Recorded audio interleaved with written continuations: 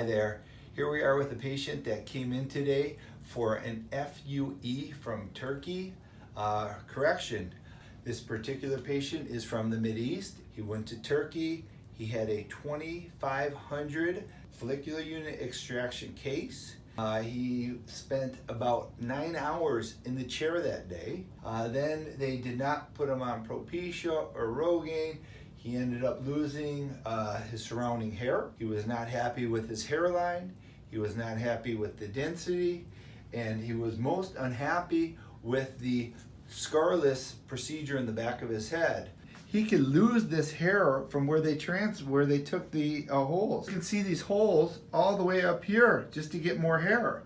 You can see sometimes when they do too close together, they get a bigger hole. So you'll see bigger holes. When this grows out, it looks very unnatural. And as you can see, all these holes now have no hair. They went super low.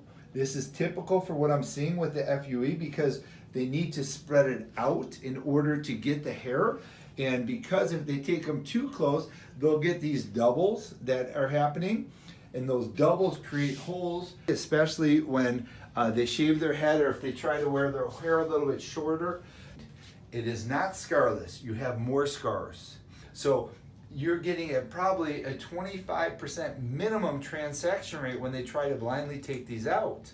Where when they're doing their FUEs, they're taking it from an area that's well above and below that area, so it's more susceptible to falling out when they move it. The FUE is not the latest, greatest procedure. It is one of the most oldest, antiquated procedures in hair transplants.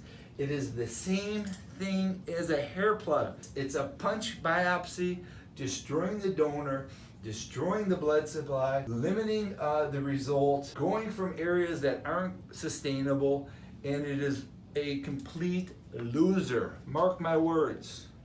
So, buyer beware, and this is what we're doing daily, is correcting these procedures. We wish you the best.